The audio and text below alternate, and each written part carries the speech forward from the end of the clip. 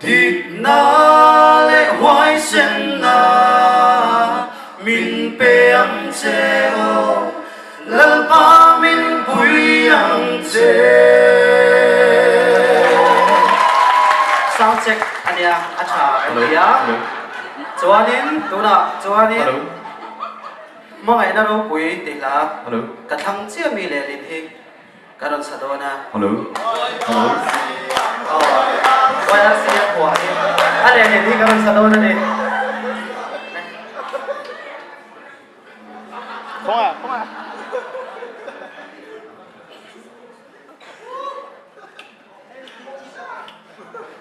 Dieu sẽ đi làm mong ngày na thuộc lệ ril bên gia in cất soi sẽ go lên lâu ngày ru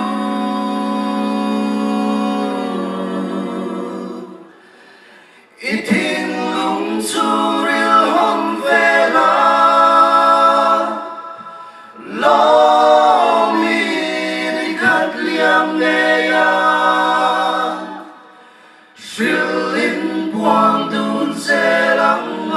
cross mà ngày na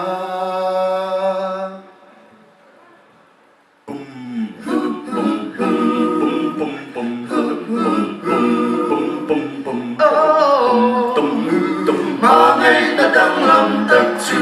sinh lý hàng ca hiểm siêu dấu mô lo mình quang sẽ ru mà ngày ta rong bụi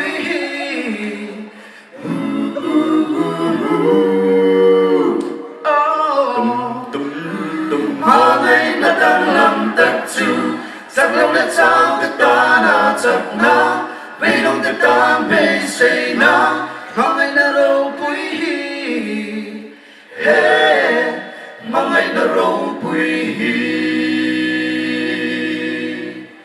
thụp lên rùa lâu trong ngày na ngồi lên đùm chung tần số rùa lâu tim đi thế nằm mang tất chủ xin dòng rê đông tế mô và thiên tình mang xia a phật bài xoa Krista để chọn toa đi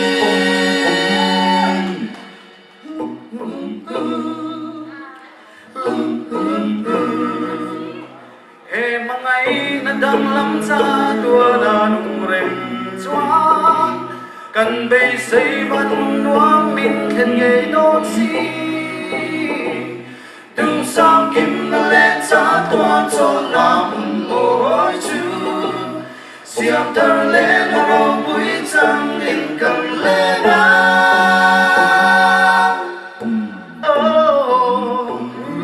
mà ngày na đang làm tất chủ sinh nhang ca yang siêu sâu mô lo min quang sẽ ru mà ngày na rô bụi